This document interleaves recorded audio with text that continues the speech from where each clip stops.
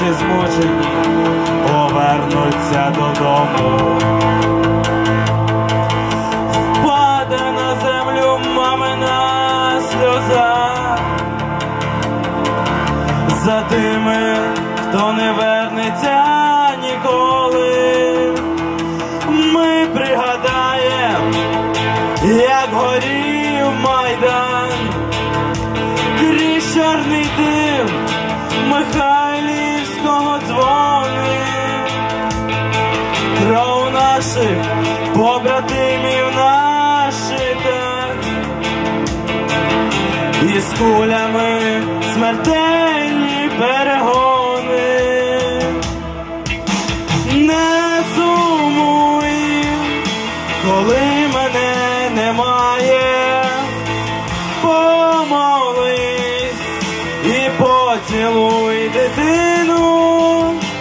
Пам'ятай, Господь оберігає тих, хто захищає батьківщину.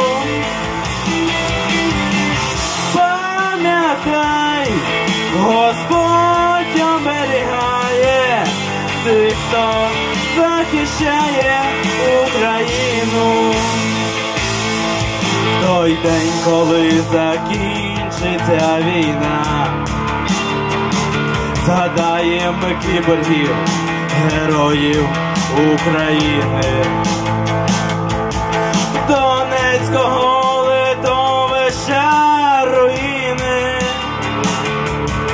і тих, хто там поклав своє життя, а волонтерам, ангелам добра, низький уклін до самої землі.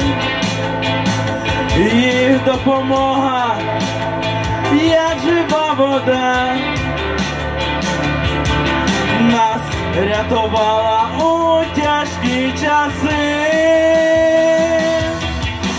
Не сумуй, коли мене немає, помолись і поцілуй дитину.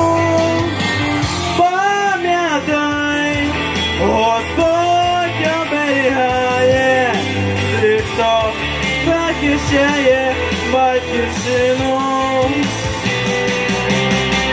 Пам'ятай, Господь оберігає тих, хто захищає Україну.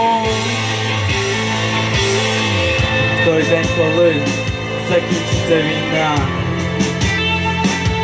у нашій ворогом нескореній країні, хай пролунає слава Україні. В той день, коли закінчиться війна,